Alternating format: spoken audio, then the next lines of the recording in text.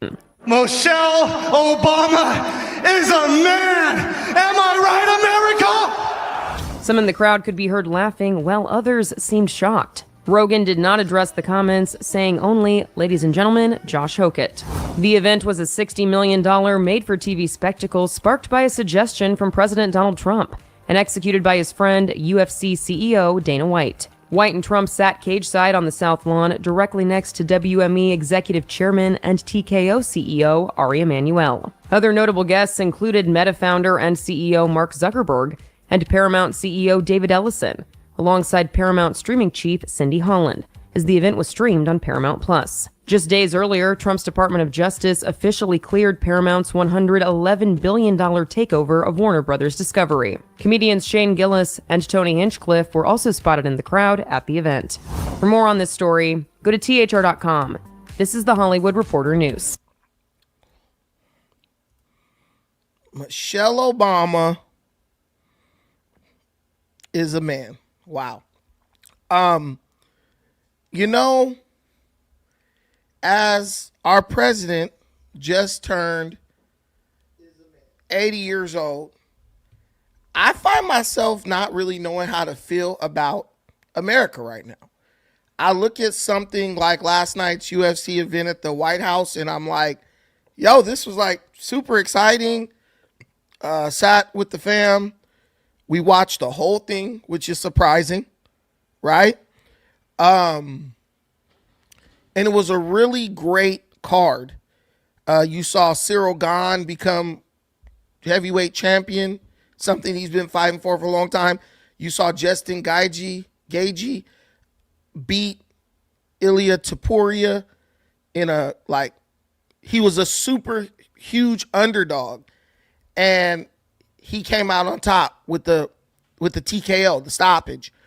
Man, you saw UFC fighters, particularly Gaethje, basically being allowed to use the Oval Office as their dressing room. Like, how crazy is that? Gaethje walked out from the Oval Office to the Octagon. And I see after everything's done, his family, who probably was like, hey, this UFC stuff is never going to pan out, they're basically rubbing elbows with the President of the United States and his family at the end of the event. And it was just amazing. And it made you really proud to be an American. Just regular old people in the Octagon with the first family. And they're just in there talking like they knew each other for years and having a great time. And then you have something that really pissed a lot of people off, I feel, where the what's his name? Hodgkin? What's his name? I forgot his name that quick because he's not a major fighter. He's not someone who a lot of people know. What's the guy's name? Hokett. Josh Hokett gets on the mic after he beats Derek Lewis, and he blurts out, Michelle Obama is a man. And it's kind of like, dude, I know what you're trying to do. I know you're trying to like build your name up and bring attention to yourself, but was that really the time to do that? But then I say, like, people have a freedom of speech so they can say whatever they want. But then I say, you also got to read the room. But then when I see people like Tony Hinchcliffe in there and these other like comedians who are like risky, they say all this stuff this politically incorrect stuff. It's like, yo, maybe he was in the right room. And then there's part of me that thinks, well, people say all types of stuff about Donald Trump publicly. Even famous people say all type of irresponsible things about the president of the United States, and they're cheered and praised for it. So I think there might be a level of, or a layer of hypocrisy there if you criticize what Hokett was saying. But there's a lot that happened, and we're going to get into basically all of it because we got time, right? We got time. We got to talk about what's going on with the Iran peace deal. We could talk about the UFC event. We got to talk about Stephen A. Smith absolutely turning on Carmelo Anthony. Like, not even turning on him, just basically saying, hey, man, I don't see where this innocent you guys that are claiming he has, where it can be located. So there's a lot of things going on. And, when you do these live streams, you try not to get too confused. Like, you try not to pack too much in because you want the audience to be able to follow you. But I believe my audience is highly intelligent. So I think everyone, can keep going. Rip Joe Rogan. Don't eat bear meat. Joe Rogan was just at the event last night. Stop fronting. Look, I'm really paying attention in the comments. Joe Rogan is fine. You just saying stuff. Anyway, but really, there's just so much going on. So I would love to kind of make this more interactive. Let me know what you guys think in the comments. Do you think that at 80 years old, Donald Trump is like winning like no other president before him? Or do you think he's just saying he's winning to take people's attention away from how bad he's doing? 80 years old, did an awesome birthday party, UFC event at the White House. Apparently, he has made Iran agree to a peace deal. He basically oversaw the creation of the first trillionaire, Elon Musk, in the United States. I mean, he takes Venezuela. He's dog walking Cuba right now. It's looking like he's going to get the Iran situation under wraps in time for the midterms. I mean, y'all tell me, is Trump winning? Is my boy on fire? Or do you think this is like what the mainstream media is saying and, oh, this is a massive failure? Because I'm just trying to, that's why I don't really know how to feel about America right now. Because I have one side saying like we are winning and we are making unprecedented gains in like the economic sector. Prices are down. I want to tell you guys something. I'm in California. I bet you guys couldn't guess how much I pay for gas today.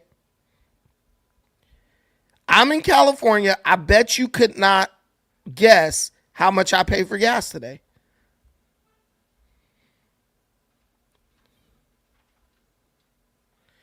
I literally paid $4.75 for gas today in California.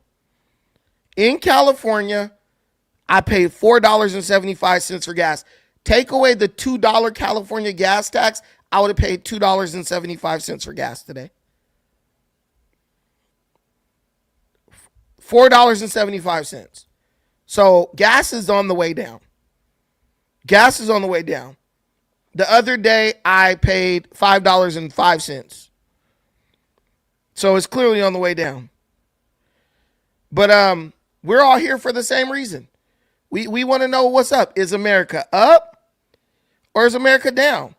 Because like you, I'm getting mixed messages and I really don't know how to feel about it.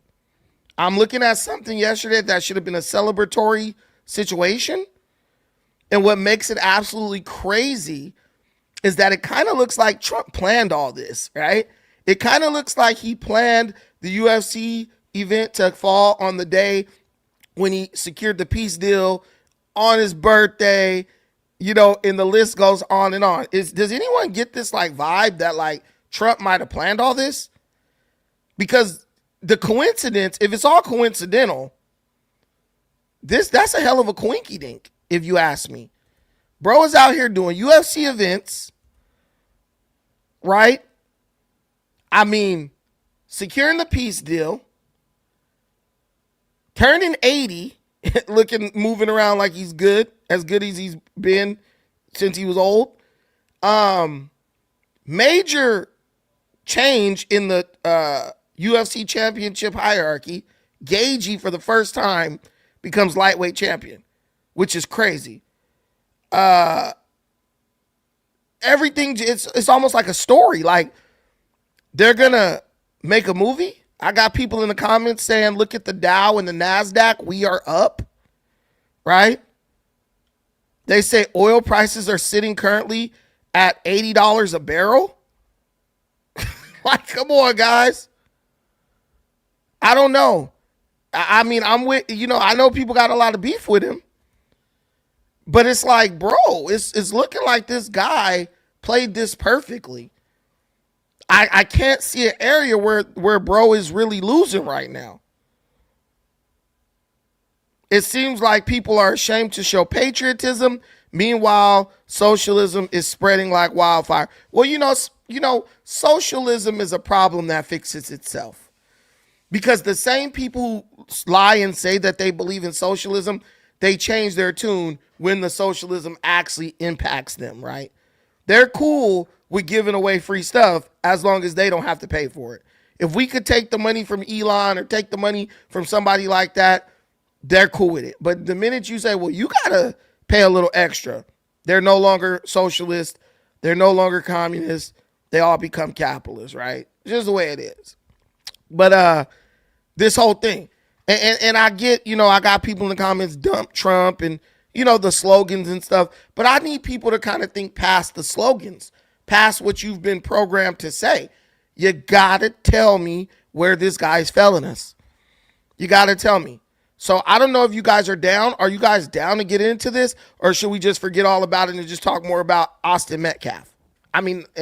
Austin Metcalf and Carmelo Anthony. Because that's what's hot right now. But I wanted to kind of change gears a little bit because I've been doing Carmelo Anthony for 5 days straight. I've been doing. Look, man, I'm in Cali and I just paid $4.75 for gas. And we have $2 worth of taxes on our gas. So if we didn't have $2 taxes on our gas, I would have paid $2.75 this morning for gas. Like, that one's kind of going. And, I know the doomers and all these people, they're going to be like, yo, but anything but insert negative spin to it.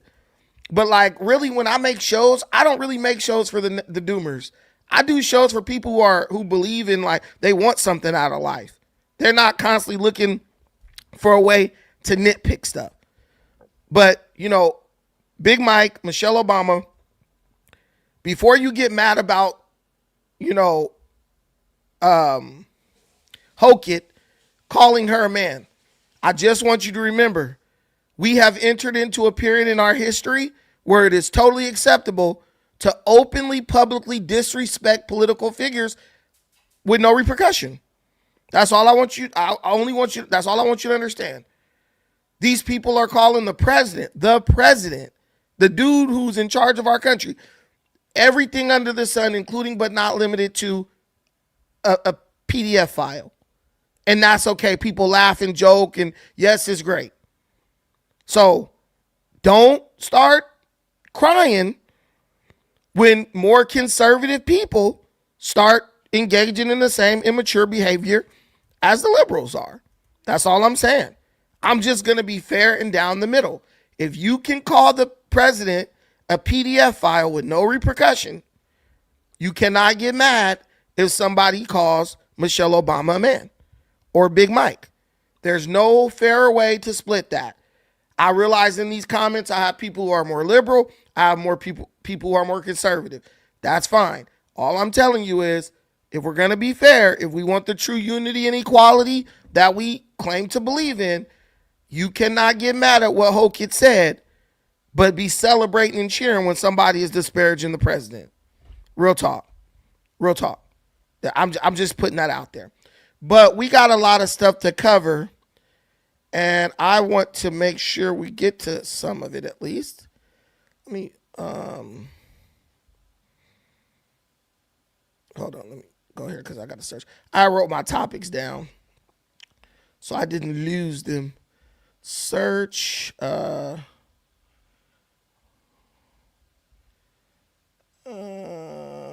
so here we go. All right. So we'll start. We'll just start because I got a list and we'll just go down the list. Okay. First things first, U.S.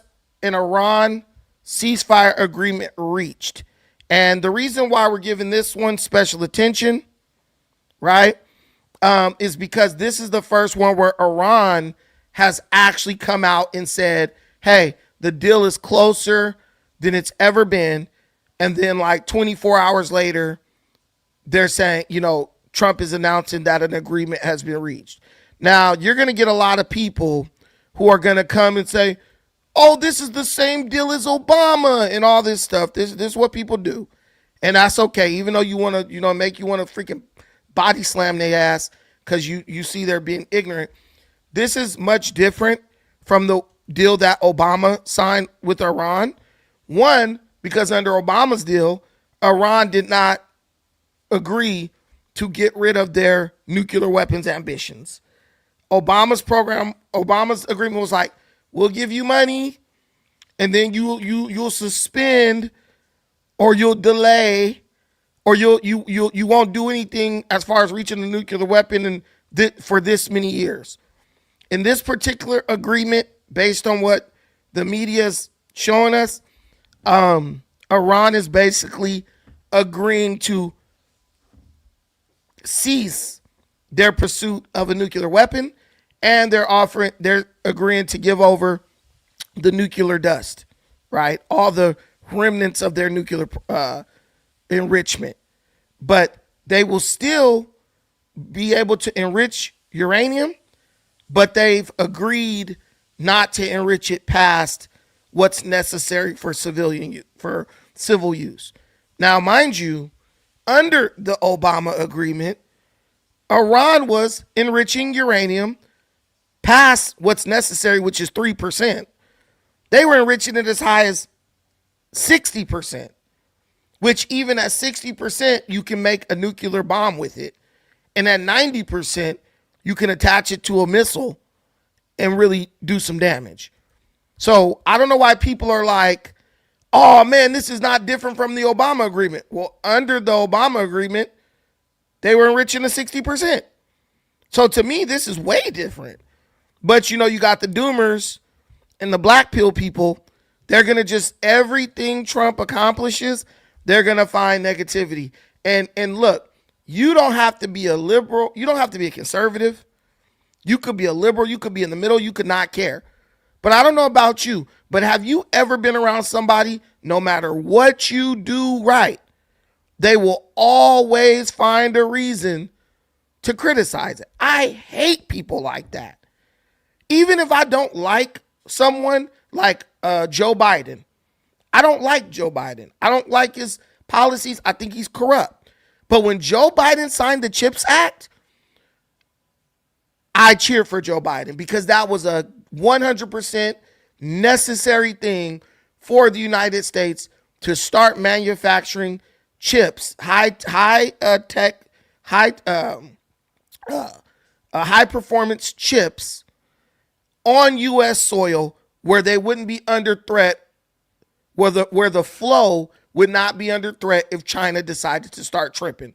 Why would I get mad? Why would I criticize the president, even if he is a Democrat, for doing something that benefits America? That to me is ignorant. I praised Joe Biden. I celebrated him for that. It was a great move by Joe. You can't take that away from him. And I will criticize Donald Trump for doing a bunch of things that actually hurt the CHIPS Act once he took over as president. It's just like that. They do good, clap. Give them some accolades. They do bad, criticize them. Trump gives you many reasons to criticize him. Many reasons to criticize him. But if the guy does something good, just give credit where credit is due. That's the way my family raised me. Give credit where credit is due. And you can go right back to criticizing the very next day. But as far as we know, and as far as what's being reported, Trump secures a peace deal. And, really, there was no need. I stopped covering this because it was like I understood that, this is going to be a back and forth thing for a long time. But Trump got this done in 3 months. It took money, right? It took time. It took bombing to beat Iran into capitulation.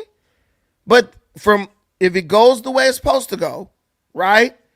It looks like Trump is going to do everything he said he was going to do, slightly outside of the timeline that he gave. I'm not mad at that. These people say they don't want war. These people say it's about safety. They want peace, this and that. But it's one thing to want peace, right? But it's another thing to be willing to do the things necessary to secure peace.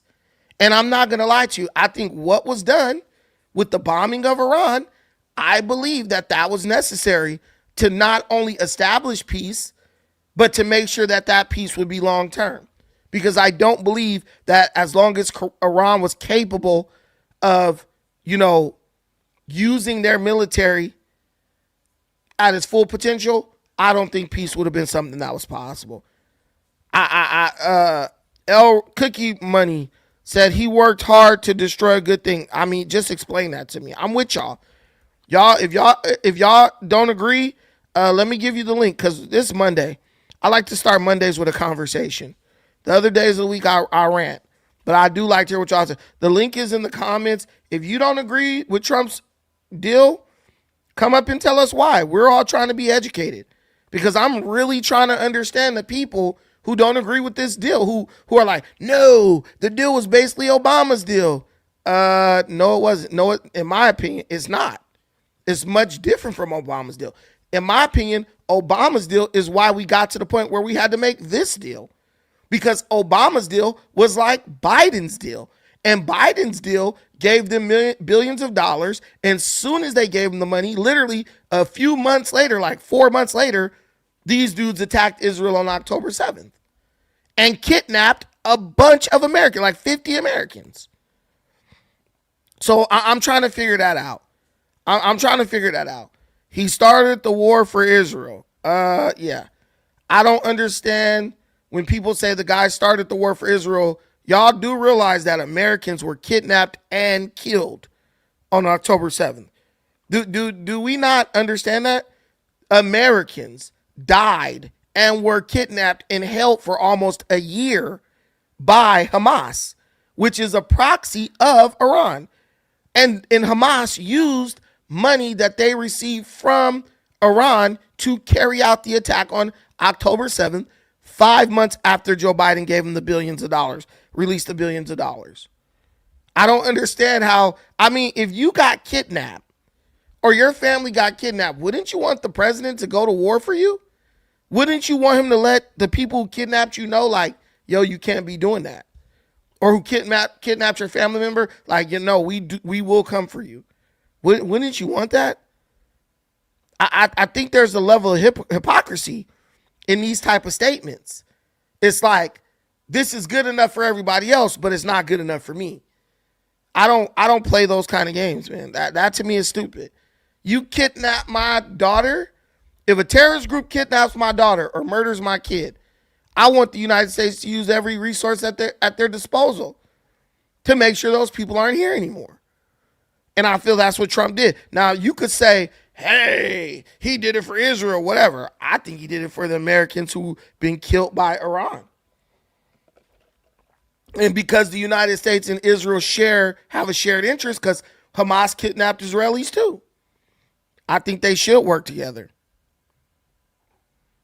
Dude, I don't know why you guys, like, if you guys truly don't know, I don't mind answering. But like, how is it, my biggest thing, like, how are we coming to such drastically different understandings of what's going on? And he got what for starting the war? Control over oil all over the world? You guys do know that the United States is controlling all the oil in the world right now. You do understand that, right? You do understand that when you get on the internet and tap in and listen to these dudes, the doomers, the Strait of Hormuz, Iran this and Iran that. Dude, if you can't bring things in and out of the strait, you ain't controlling the strait. I knew you were coming with that. Iran, look, potato head. Listen, let's do let's do an exercise for third graders. Johnny controls the front door, but Johnny can't let anyone in or out of the front door. Does Johnny control the front door? Samira. Oh, Ryan. If Johnny says he controls the front door, but he can't let anyone in or out of the front door, does he control the front door? If you can't let nobody in or out of the front door, you don't control the front door. If you got to put your oil on a train because you can't take the oil in and out of the strait, you don't control the strait. You could say, I control the strait all day long, but if you can't bring anything in or out, let me ask y'all another question here. If Iran controls the strait, why did they have to sign an agreement? If I control my front door, I don't have to sign an agreement with you to let me do what I want to do with my front door. It's my front door. It's like you own a home. Once you own the home, can't nobody tell you who can and can't live up in your home. They can't tell you when you can go inside or come out. So that's the only thing you got to get me to understand. If you control the strait, why can't you take anything in or out of the strait? That's my only question.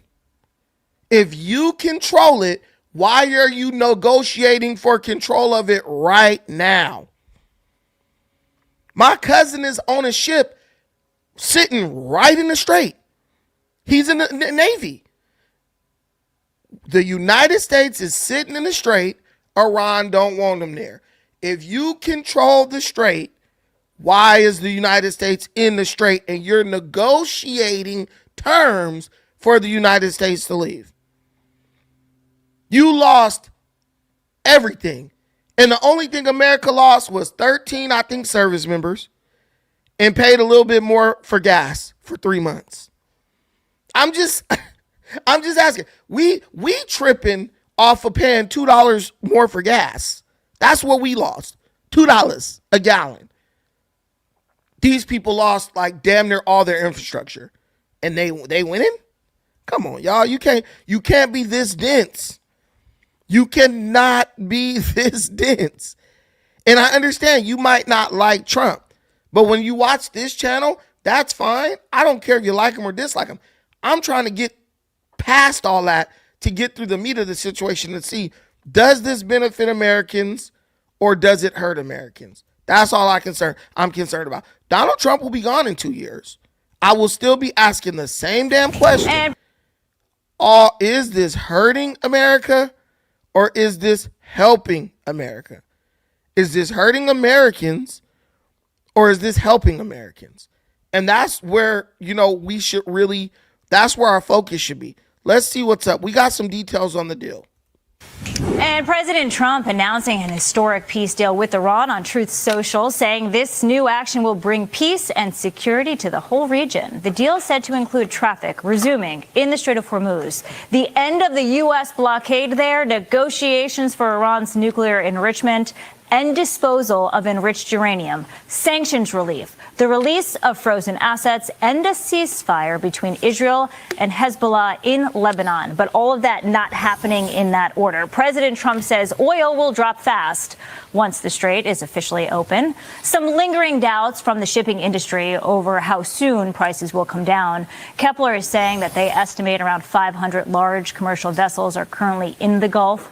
Vessels that have been delayed or held back would need time to exit, complete their voyages, and potentially return for new loadings. That process could take roughly 2 to 3 months, but they do note that traffic in the strait is sharply higher than it has been over the last 24 hours. Immediate reaction. And joining me now for his immediate reaction is Wisconsin Congressman Derek Van Orden. Congressman, welcome. Thank you.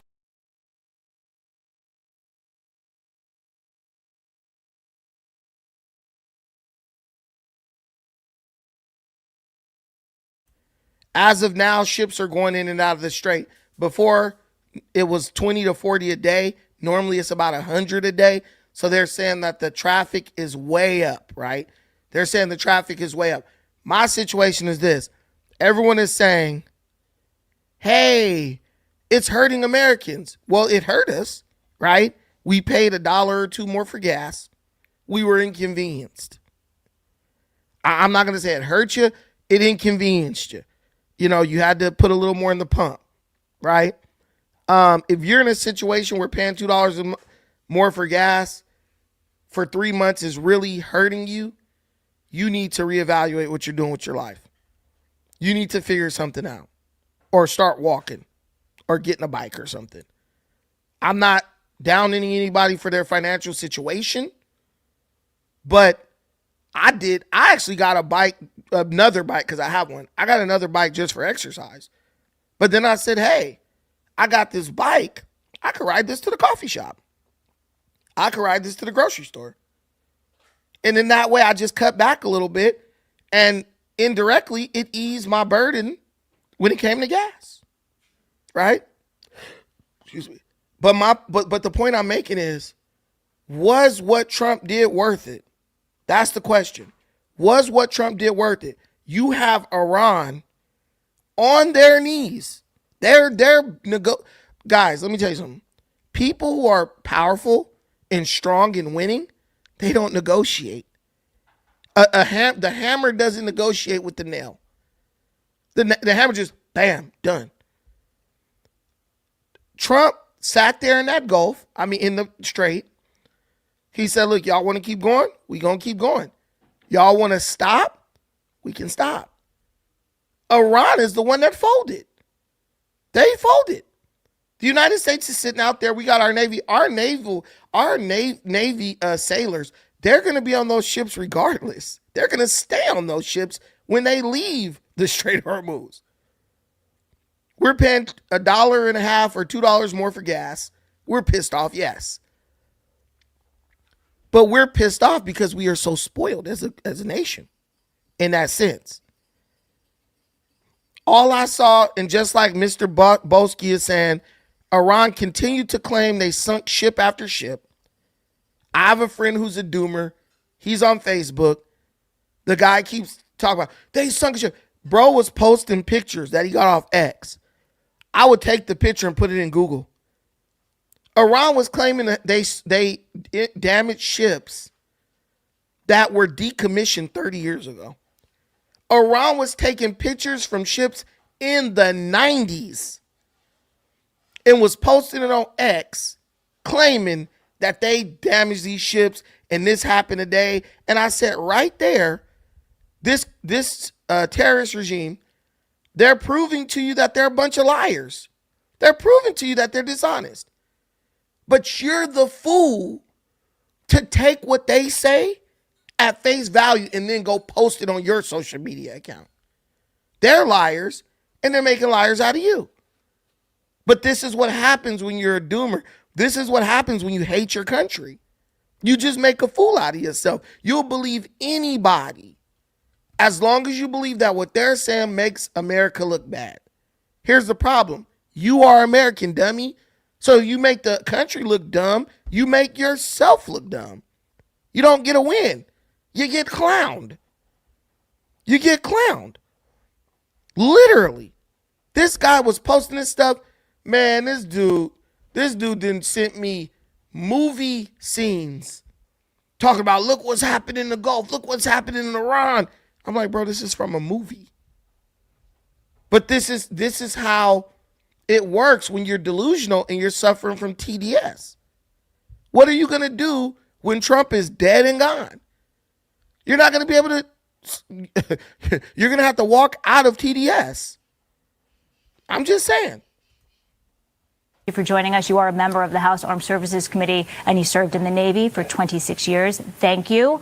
I want to know what you make of this deal and if you think Israel is the potential spoiler. I think it's fantastic. We're closer to long-term peace in the Middle East than we've been in a very, very long period of time, and it's solely due to Donald Trump's efforts, period. It's fantastic. Listen, the commodities market and oil operates a lot on emotion, and the shipping insurance market is so convoluted that the folks that own these vessels have to be incredibly cautious. So with this deal, we'll see the straits being opened, no tolls being charged for the vessels transiting the Straits of Hormuz, meaning that these crude oil prices are going to drop precipitously. But most importantly, Iran will not have a nuclear weapon. This incredibly dangerous, radical, Muslim mullah-controlled regime of Iran is responsible for the deaths of thousands of American citizens, including many of my friends. I served in not just in the Navy, but I love the Navy, but I was a Navy SEAL for an extended period of time, over 20 years. And these folks must never have a nuclear weapon. Imagine if Iran had a nuclear weapon now, what they could do to control the Straits. So what the president has done is ordered Pete Hegseth to make sure that they get rid of the conventional aspect of the Iranian military, which they have done. Yeah, and I'm with him. They've successfully got rid of their conventional capabilities. They might have some missiles left, a few drones left, but they're not in a position where they could declare war on anybody. Guys, if you want the stream in the traditional format, the link is in the comment section. If you don't want the up and down portrait view, go into the comment section. There is a link there. The links are the link is in the comment. Click the link. It'll take you to the traditional landscape form. Somebody said this is a propaganda channel. Guys, I love when people say that, because if you would like to come up and prove that I am doing nothing but spreading propaganda, well, then there's the link in the comments as well, the StreamYard link. You can click and come up. Guys, it is not propaganda to want your country to do well. What propaganda? What propaganda? It is not propaganda to not want to get blown up by Iran and to want your family to be safe. I don't even understand why people run with this propaganda stuff. It's like people know it's the internet, so I could throw out one word and everyone's going to lose their shit and forget about the point. The purpose of this is, are these major wins for the United States and Donald Trump, or is this all just a bunch of baloney, smoke and mirrors? Like, the way my mind works is when you say something, I think about what you said, and then I see if what you said has holes in it, if the argument you're making. People, this is the response. Man, Trump did good. Nah, man, because Iran's still controlling the strait. Okay. If Iran is controlling the strait, why are they negotiating? This is my question to anyone who says anything about what I'm saying. If Iran is controlling the strait, why are they negotiating? That's my biggest question. If you control the front door, why are you negotiating control of the front door? If they're controlling the strait, why are they losing $450 million a day? That's all I'm saying. Somebody Keisha Pitts. She said, I don't control the strait, I control my body. You right, Keisha. If you control your body, why would you negotiate with me for control of your body? That's what I'm saying. You being funny. She said she's straight. She the Hormuz. She's straight. She don't swing that way. But all I'm saying is, if you control your body, why are you negotiating for control of your body with someone?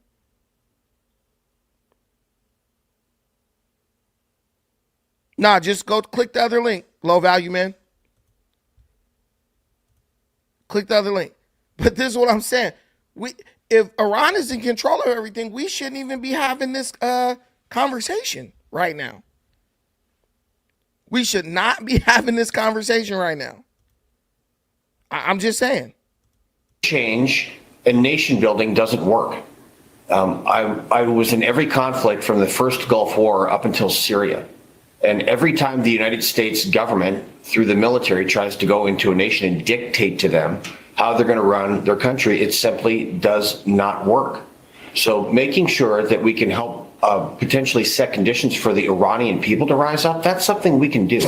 But if we go in and say, we are going to put American-led people into the Iranian regime for them to take over, it simply won't work. What Donald Trump has done is what no president in living history has done, and that's learned from history itself. So he understands that the Iranian people have to determine their own form of government and how they are going to govern themselves. The state of FISA is up in the air after the Surveillance Act expired on Friday. Both chambers of Congress failing to pass an extension, but this was for the first time since FISA's inception. This is happening as World Cup matches begin across the country. They're expected to draw in more than... Let me stop that. I don't know. Do y'all care about the do y'all care about the World Cup? I know I don't. What are the keys of the negotiation? I think everyone right now is assuming they have like very vague details, but no one knows exactly what's being negotiated. But what I do know is the things that Trump said.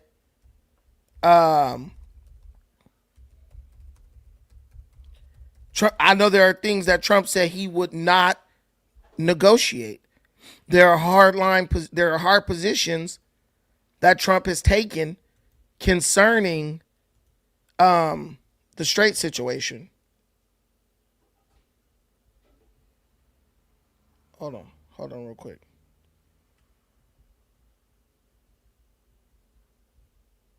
Hold on.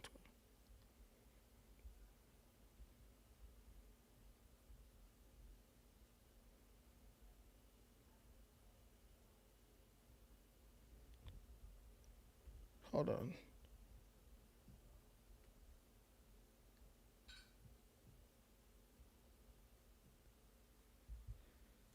Okay, so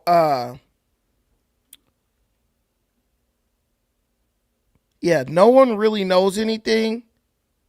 People have a general idea, but no one knows anything for sure. But the thing I've come to understand is, you know, the government, they're very like prideful. So if something comes out publicly that they don't agree to, they're going to just deny it. Because remember, they were like, there's no deal on the table. We're not even close to a deal. There will be no deal reached. And now all of a sudden they're ready to sign a deal. I'm telling you.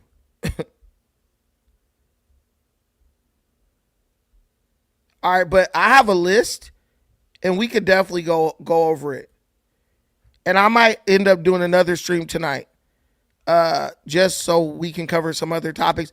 But I really want to get this out there for the people who care about this, because I care about it.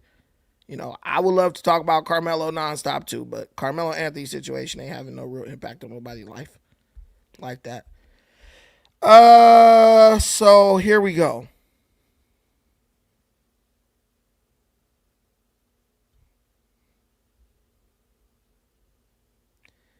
Okay, so here's the first part. The immediate ceasefire in military terms, cessation of hostilities, and immediate and permanent end to military operations on all fronts, explicitly including Lebanon, a point confirmed by Pakistan and Iran, though initially omitted by President Trump.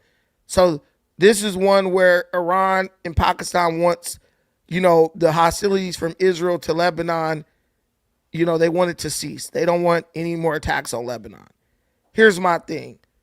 If Israel feels threatened, you can't tell them not to act. You got little terrorist groups over there. They love to take shots at you. And then when you take shots back at them, they say, oh my God, this is a human rights violation. It's like having a set of rules, but one of the participants in the conflict is not held to those rules. Only one side is held to those rules. You could debate me right now. I mean, here's the link is in the comments. Y'all sound silly. The link is in the comments, man. Go ahead, cook. The naval blockade. The U.S. will lift its naval blockade on Iranian ports. Trump authorized the immediate removal of the blockade, though implementation is tied to the formal signing. Hey, I know a lot of y'all get bored. Oh, I don't want to read. Y'all should be reading or listening to me read or watching me read, because when those people walk up on y'all with those little index cards talking about read this, don't be out here getting caught on camera looking stupid. Because there's a lot of people on the internet real confident with how smart they are. But now you got folks walking up on people with index cards, telling them to read basic sentences, and y'all out here looking bad. So maybe y'all might want to sit on here and learn some word association. You know what I'm saying? Y'all might sit in here and learn some phonics, hooked on phonics. So you don't be looking ignorant when they come up on you with the index card. Because some of y'all is out here dumb as hell. What word is this? Knife. K-N-I-E. This is people. These are the geniuses on the internet. These are the geniuses on the internet. So the implementation is tied to the formal signing. Strait of Hormuz. The strait will be reopened to international shipping within 30 days. Iran is responsible for clearing mines, while the U.S. guarantees toll-free freedom of navigation. See, so when they're talking about, Iran is going to open the strait, that only means that Iran is going to remove the mines that they planted. That don't mean that they're going to be given control of the strait. Iran does not own the Strait of Hormuz. That is international waters by law. But like I said, all they got is the mines. That's it. They don't control anything. They just put mines in the water that make it unsafe for people to navigate. So here's the next part. Sanction and assets. Oil sales. Sanctions on Iranian oil sales will be suspended pending the final nuclear agreement. Right? So their oil sales sanctions will still be suspended until they come to a conclusion on the nuclear deal. Frozen assets. Approximately $24 billion in frozen Iranian assets will be released during the 60-day negotiation window. Troop withdrawal. The U.S. commits to withdrawing its forces from the immediate vicinity of Iran. Deferred nuclear negotiations. 60-day window. Critical nuclear issues are postponed for a 60-day negotiation period leading to a final settlement. Enrichment limits. Talks will determine the duration of the suspension on uranium enrichment. U.S. seeks 20 years. Iran offered 10. Stockpile disposal. Negotiations on the downblending or removal of Iran's current stockpile of enriched uranium, which is 400 kilograms at 60% purity. And see, that's where there's the problem. Why do they have uranium enriched at 60%? Right? That's where we all have beef. They only need it enriched to 3%, but they're enriching to 60%, which makes everyone in the international community believe that they're trying to build a nuclear bomb. And this is the funny thing. Both Democrats and Republicans agreed on this for 20 years. All of a sudden, because Trump is doing something about it, all of a sudden, no, they were never going to build a bomb and all this stuff. Understand when someone's blowing smoke up your ass. There's literally video of many of the same politicians saying Iran is not a threat, saying Iran is a threat back in the day. And still, Congress this year voted 90% that Iran was the biggest terrorist threat on earth. So they're saying one thing for the cameras to you all, and then they're saying something else behind closed doors because they want to take back the government. So the sites at Natanz, Fordo, these nuclear sites, they're going to future discussions on the status of these sites, inspections, implementation of unrestricted SNAP inspections by the IAEA. Now that's the biggest one right there. I believe that's like the biggest win. The IAEA can come in anytime and inspect all Iranian nuclear facilities to see what they're doing. Who's IAEA? If you don't know, I don't. Is that us? listen, it's an international body. Yeah, It's but what international. country? What like? Multiple countries. Listen, if it's an international body, multiple countries control it. So to me, this is like the biggest win, because for a while now, for years now, the Obama deal, they weren't letting the IAEA in to inspect what they were doing with their nuclear enrichment. So if they agree to this is really the biggest defense you have against Iran developing nuclear weapons. This is the biggest defense, the inspections. So if they agree to that, it's done. So they're going to do a formal signing Friday, June 19th, 2026 in Geneva, Switzerland, mediated by Pakistan and Qatar. Implementation discrepancy. While Trump declared the deal complete and ordered the blockade lifted immediately, Iranian officials state they will not begin implementation until the formal signing ceremony on Friday. Contingency. Trump has warned that military attacks could resume if a final nuclear agreement is not reached within a 60-day window. So that's what I'm saying. Like, Iran is losing this on every front. They've just agreed that they're going to negotiate to a nuclear agreement. And guess what? If they don't find a solution, they're just going to start getting bombed again. See? So it's like, if this makes gas prices go down and all that, it gives the markets confidence. If they start the removal of the mines, that just means the strait's going to get open back up. But in my opinion, when Iran removes the first mine, this is gonna that's gonna be their capitulation totally. To me, but I already knew Iran was gonna break eventually, and this is just them dragging out the process because they really have nothing. They have no real way to retaliate or fight back against the United States, so they have no choice but. But we still gotta wait 60 days, Brandon. You still have to wait. You still have to wait 60 days. The oil prices are dropping today. So what are you waiting for? The only way this is inconveniencing you as an American is you're paying $2 more for gas. So no, I'm not. It doesn't. I mean, it doesn't. Wait, bother me don't go into that. We're not talking about personal. We know you got the freaking bat cave and shit. The only way this is inconveniencing you as an American is you're paying $2 more for gas. Gas prices are going down right now. So are you really waiting? You're not waiting. You're getting the impact it's having on Americans is being eliminated immediately. Like I said today, day before yesterday, gas was $5.49 a gallon. I went and paid today, gas was $4.75 a gallon. So this is having an immediate impact on the price of gas, which, let's be honest, if your gas wasn't up, you wouldn't even be paying attention to Iran or what's going on over there.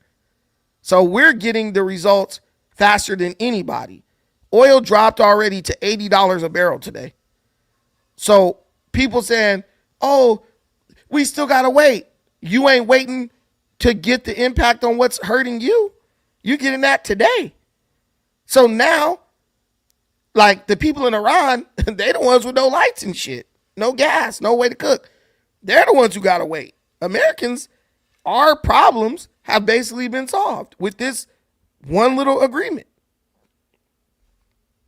What do you think? Honestly, like I don't think it, like I didn't see any benefit from this war at all whatsoever. Honestly, I understand what they wanted to do, or as far as, like, Benjamin saying, hey, we need to attack these people. They got uranium and all this other stuff. They got a nuclear bomb, or they're doing a nuclear weapon, whatever. But in reality, it's like we didn't benefit from it. I don't think we benefited at all whatsoever. We ended up with casualties. 13. Also, on top of that, it's like like you said, people. It was more complaints and people staying neutral rather than bragging about getting something out of it, if you know what I mean. Okay, so if Iran launches a nuclear missile over here, that won't hurt you? That won't affect nobody. It's just Yeah, but that's a figment of our imagination. That's true. I understand what you're saying, but at the same time, it's like, what actual proof was there? Can you let me ask you a better question? Can you guarantee me? Can you guarantee me that Iran did, if they received a nuclear weapon, they wouldn't bomb the United States? Okay, but we didn't see that coming. We started a war that we didn't finish. Dude, people been saying this for 20 years. You can't say. I understand what you're saying. Yeah. But you know how? Okay, so for instance, you know how they went down there and captured Maduro? That was a successful mission, right? Flawless. Right? You could call it flawless. This mission, not necessarily it was like accomplished 100% all the way, if you know what I mean. Like, what was the goal of the mission? The goal of the mission is as they always tell you, either to stop their nuclear projects going on, or at least delay them. That's what they always say. They always say this has become a successful mission to say because we have delayed them years back and this and the third. But in reality, I mean, we don't live over there. We don't know shit about Iran other than the little stuff that we see on the internet. You know, they have a lot of underground bases that the satellite simply can't see through, you know, through the earth. You understand what I mean? They can see them carrying shit out, and they probably were alerted. And obviously, you know, we took a good chance of stopping, like you said, maybe a nuclear attack or anything like that. But it's like, damn, it's like I don't. You can't really hide nuclear enrichment sites. Like those sites generate radiation, all that. Also, do you know how many spies Israel and the United States have in Iran, bro? Like Israel has spies in Iran for like 20 years. Who, when they did Operation Midnight Hammer, Israeli spies were telling them like, yeah, you can come into this part of the country. Ain't nobody going to be able to detect you. You can bomb right here. How do you think we had the locations of the underground bunkers? There's a whole spy network that watches Iran. Then there are people inside Iran who are not loyal to the Iranian regime who snitch and give information. At the end of the day, Middle East is like Africa. Money talks, bullshit walks. If you giving somebody money, they will sell out their whole government to you. And that's what the United States and Israel do. They line some pockets. Trust me, every government official working for Israel in the United States, I bet you they weren't a part of those 50 that got blew up in the first couple days. Because the United States was like, nah, we gonna hit this. We gonna hit that. You know, so I don't think we give our country enough credit. We're just now paying attention to it. They're on this shit 24 hours a day, 7 days a week. Brandon, does this benefit Israel more, or does it benefit the United States more?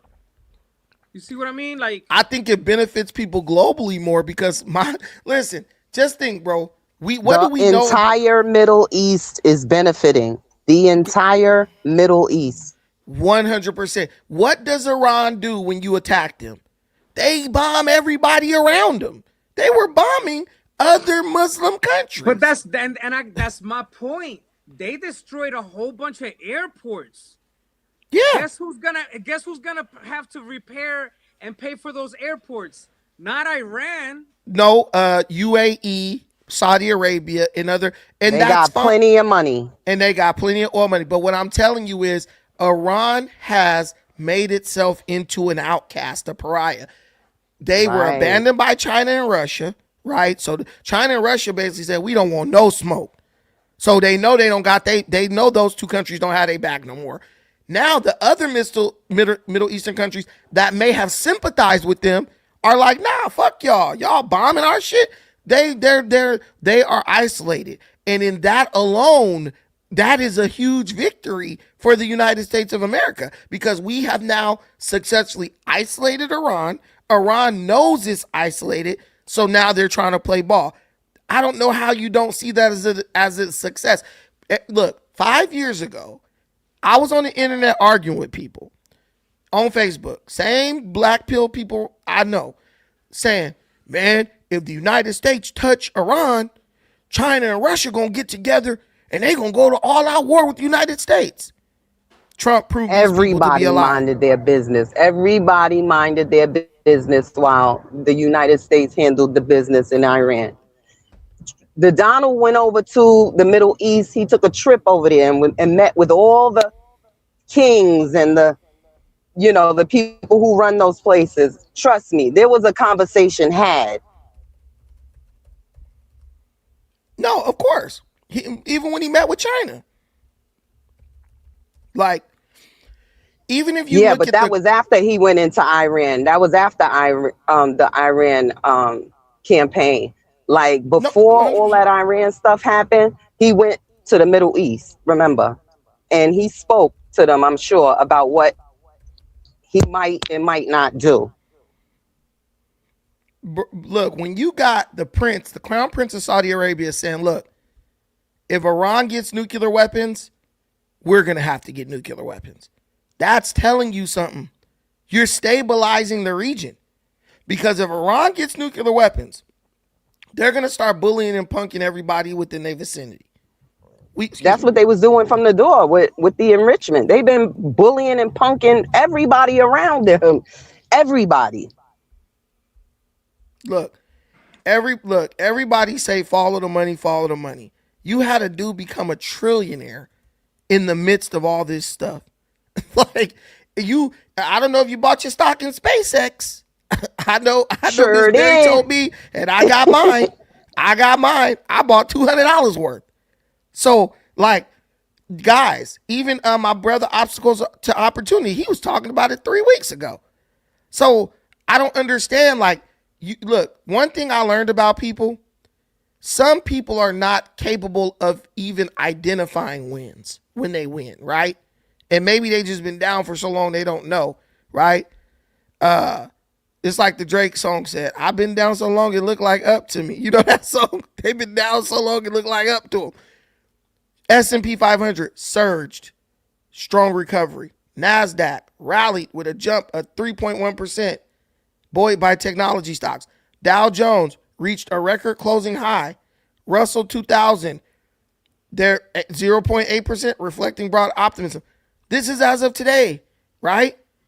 So look, these markets are coming up. And look, key drivers, U.S.-Iran peace deal, oil price collapse, Fed meeting anticipation. So the top two drivers of this are directly connected to what's going on in Iran. Bro, these are wins. You're gonna, in life there's wins and losses, but at least acknowledge your wins, or you're just a loser. I feel like it's more like a stalemate, bro. I feel like if we didn't finish the job, I feel like it's a stalemate. I mean, but you might be right. You like so far, hey, if they really do stop and they don't make a lot of money out of the uranium or whatever the case may be, because Russia got nukes, right? Yeah. So exactly. So it's like, and they have Russian scientists down in Iran, and some of those nuclear power plants, even. Somebody said that Israel has the third largest air force in the world, but they don't. They're not even in the top 10. Y'all just be saying shit. Look, India has a larger air force than Israel. Turkey has a larger air force. Egypt has a larger air force. Pakistan has a larger air force. China, India, Japan, France, Russia, China. Yeah. What are you guys talking about? Doesn't Israel just got like an army, and that's pretty much like Israel is like point? The country only got 11 million people. Shit. They're capable, but I think they're like intel is what they do well. Israel is the intel guys. They got information, spy networks and stuff. And that's why I'm telling you, like, look, the United States is OP. And part of being OP is you can't let people know how OP you really are, so they still think that they're in the fight, right? But we learned during Operation Midnight Hammer, the United States of America has a very unfair advantage when it comes to military. Let me tell you something I like to do. I'll tell y'all a story. Stay with me. I like to go in AI, right? And AI is very like dope. And I like to make stories about Is there a things. specific AI? I like to go in Gemini. I go in Gemini, and I'll tell Gemini, tell me a story about what would happen if the United States decided to block the Strait of Hormuz for the next 400 years, right? And Gemini will make a whole story. You could even make it cinematic, like a movie. They'll tell you a story about what happened when the United States decided to block the Strait of Hormuz for 400 years. And then I asked, would it be possible for the United States to do this, and how much would it cost? Gemini's like, yes, the United States, if they wanted to, with their current military capability, could block the Strait of Hormuz for the next 400 years. And it would cost something like $450 million a year or something like that. It wouldn't even be that expensive, because they would build infrastructure around the strait that would make it, that would lower the cost, right? So like in my story, it's like it even goes into the future 400 years. And so it addresses like technological advancements and all this stuff. Sentinel drones in the water, missiles are now firing from space. The Star Wars stuff Trump been working on. There's a resistance made up of like all the other countries in the world that are seeking to like open that strait. And it's, the possibilities are endless. So I really think like people just don't understand what the United States could do. The United States is using restraint right now. They're not blowing up their critical infrastructure because they're worried about the negative impact that will have on the people. So it's like you're fighting with one hand tied behind your back. But Iran is doing their best to be like, screw the United States, to get the United States to go extreme. Then they'll have that as a motivator to kind of go against them in the international community. They never had a chance. They still don't have a chance. And now the nagging little sanctions and blockades that the United States has put on them, it's finally breaking them. And they're going to capitulate, but they're going to talk shit the whole way. Go ahead, Mr. So my thing is this. Okay, so like if we were to look at the war from Iran's point of view, right? You said, okay, we had to stop them from getting nuclear weapons, nuclear bombs, whatever the case may be, right? The enrichment of, uranium, etc. If Iran did some crazy shit like that, try to attack us, we do have so many allies that would respond, right? They would completely, it would be another world war, right? It would be like a Hitler type of shit, like NATO. Not really, because our at this moment, hold on, because at this moment, our allies have to defend us, right? It's totally different. Our allies have proved that they don't give a damn about us. They have proved that they're not going to help us do nothing. We learned that during these. Complete opposite of what happened now. This is the complete. Nothing really happened. We've been in a ceasefire for like 3 months. No, we ended up attacking Iran, and the other countries said, "Hey, we don't like that. We're gonna stay out of it." Am I right, Brandon? No, our allies abandoned us, bro. They said but that's exactly what I just said. We only asked for minesweepers, and they wouldn't even do that. Didn't they say that? They said we don't want nothing to do with that. We do not support that idea. They can't. Let me tell you something. They can't. I want to just put y'all up on something. They can't. They couldn't do anything anyway. Our main ally, the UK, their navy is decimated. They can't even run one aircraft carrier without the United States giving them a loan.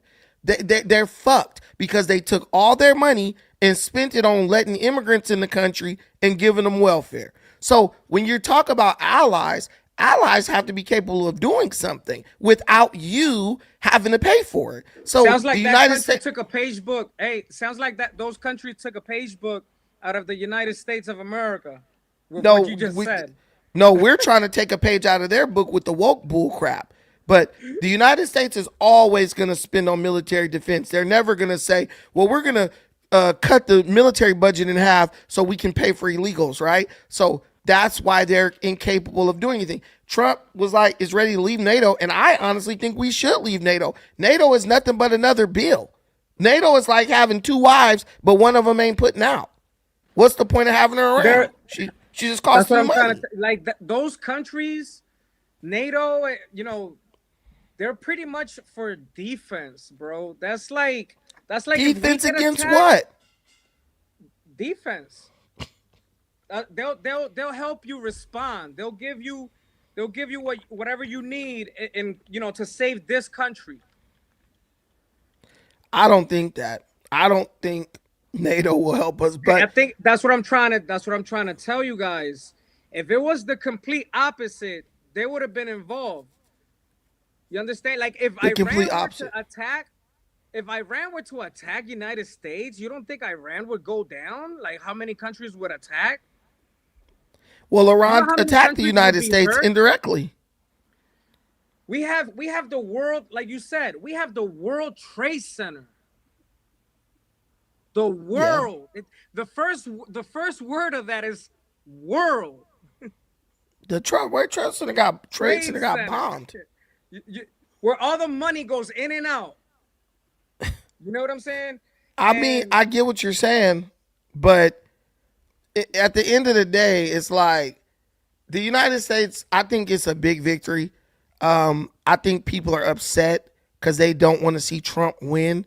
But I think at the end of the day, they're all grateful for what happened. There's no one, even when they ask people like Don Lemon, so you don't think Iran was a threat? You don't think they'll admit like, yeah, they are a threat. Like we had to do something. They just don't like the fact that Trump did it. They if a Democrat did it, and I promise you, even if it was a Democrat president in office right now, we'd be doing the same exact thing. We'd be doing the same exact thing. They both spend money in war. I mean, Biden funded Ukraine billions, so it's like that's why I don't pick sides. I'm not even registered to vote, bro. I don't like either side, to be honest. I don't really care about none of that stuff. I just thought to myself, it's like everybody was talking about America first, and we have so many issues. We have a lot of fucking issues, bro. We do. Bro, we're in Cali. This shit is crazy, bro. The fact that they send off Nick Shirley to Cuba after he was exposing people here lets me know that this is way bigger than anything. Nick This Shirley fucker, smuggled instead of himself saying- into Cuba. Bro, are you kidding me? How is that America first? Bro, it makes no sense, bro. And that's why it's like, it's just stupid. To me, it doesn't benefit us, bro. To me, it doesn't benefit us. To me, Well, I'll there's tell so you many what will other- benefit us. Well, I'll tell you what will benefit us if the beautiful people watching this stream right now like, share, and subscribe to this channel. And also, if they help us reach our $5 super chat goal. We have a goal right now. If you click that little link, we are trying to get 5 super chats of $5 or more. Help us reach our goal, and that will benefit us whether this is a military victory or not. It will help this channel so I could keep coming here, having these conversations with you every day at 12 o'clock. And we will be back tomorrow. Every time we hit our goal, I'll just come back the next day. So help us hit our goal. 5 super chats of $5 or more. Also, you can contribute PayPal, whatever, Cash App, whatever you want. I'll put all those links in the comments, but please help out the channel. Yesterday, I don't think we hit our goal. The 2 days before that, we did. Yesterday, we didn't. So let's recover today. Monday, start of the week. It's the first of the month. Not really, but let's keep this channel going strong. Like, share, subscribe. If you can't contribute, those are also contributions, and I appreciate all of you. Thank you so much. Okay, any final thoughts? Man, yeah, no, I mean, I just don't think it, we'll see what happens in the next 60 days or whatever the case may be, or even this Friday. I mean, you said they got a go meet up Friday and sign it, etc., etc. So we'll see what happens. But other than that, I mean, I don't see a lot of people like bragging. You know what I mean? Right. So that's why I see more. Yeah. I see more negative.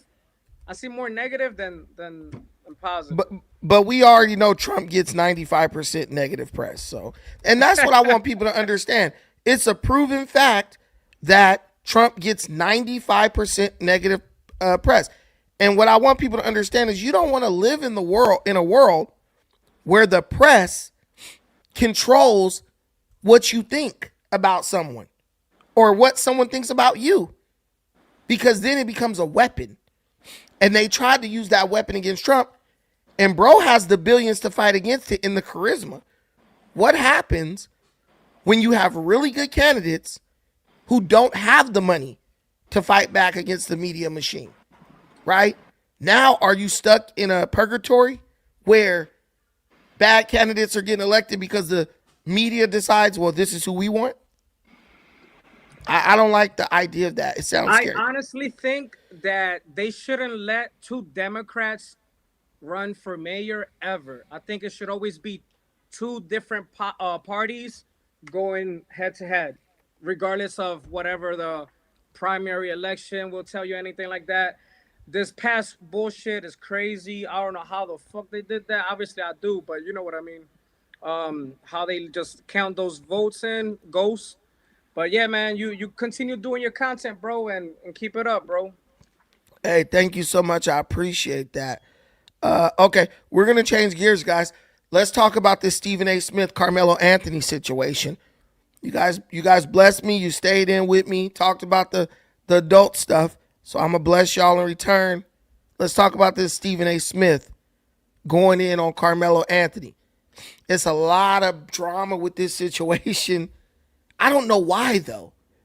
I don't know why. Why is there drama with the Carmelo Anthony situation? This, to me, is an open and shut case. There should be no debate. Bro killed someone at a high school track meet. He was an athlete who was scheduled to participate in the track meet. Instead of going running, proving he was the man on the field, Carmelo Anthony brought a knife, got into an altercation with another boy, an argument, stabbed this boy, impaled him through the heart. Do you understand how much effort is required to impale somebody through the heart with a 3-inch knife? Do you realize how much effort is required to do that? He impaled somebody. You got up in the morning and was supposed to go to this place to run. Free game, I got you. I see you in the back. You got up in the morning and was supposed to go to this place to run at a track meet. You went to that place and killed. Not just killed. Impaled somebody through the heart with a knife. And people are like, he's innocent. He was doing self-defense. Ain't no amount of self-defense on earth requiring that type of murder, that type of tactic to defend yourself at a high school track meet, bro. I'm sorry. Let me get my brother in, then we gonna get to Stephen A. Free game in the building. What up, G? You must be in Kenya with that badass internet. Nah, Kenya got good internet. You must be in Mexico. Kenya got better internet than America. Kenya has better internet than America.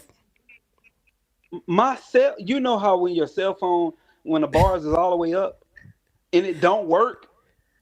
But in Kenya, my bars was all the way up and it worked. Bro, I didn't even get a SIM card. Bro, I was using Kenyan. I had a little Kenyan phone. I was using the hotspot from the Kenyan phone to run live streams from my laptop all the way back to America. And it never had a glitch, a flaw. I was having people call up. Kenya, in Africa, Kenya is the king of internet, bro. Period. It is. And Hey man, I enjoyed my trip, man. I enjoyed my I know. trip. I see that big ass smile on your face. He like, I enjoyed it, bro. Look. Brandon, tell me why I'm going back. I already know you going back. Once you go to Kenya, you gonna go back. Brandon, I'm going back and on August 21st. I'll be out there in August too, so we'll run into each other for sure. Okay, that's good, man. But even though I'm on Carmelo's side, You're on Carmelo's side. All right, go ahead. Carmelo's side. yeah, We gonna get Free Game's opinion before we get Stephen A's opinion. Carmelo should have never brung the knife to the track meet. He should have never done that. He should have never been in that situation. I'm on Carmelo's side just because I'm black. But Damn. hey, I'm on Carmelo's side because I'm black. But the family absolutely ruined the boy case. I mean, I remember Henry Ruggs, for instance, that played Yeah. for the Car accident he for the only Raiders. got 3 years. But that was a car accident. That was it was a car accident, but also he was recklessly driving. The person's still gone. But the context is totally different. It is, but also too, Because he it wasn't pleaded with the premeditated. family. He pleaded with the family. Yeah, he I did. would- He that apologized to the GoFundMe family, gave him some money and shit. Yep. Yes, I would have pleaded with the I would have went to court with no defense other than an apology. I wouldn't even took it to court. I would have did a plea deal and just apologized to everybody. Facts. That GoFundMe or whatever money that they had, I would have put that money into the dad's pocket, the mom's pocket, and Hunter. Yeah. Break them off. Break them off. You know what? I would like to pay for the funeral. I got $800,000 for my criminal defense, but I would like to pay for the funeral and donate, you know what I'm saying, some money to the Metcalf family. That's all you could do. Put your hat in your hand, lower your head. It's over.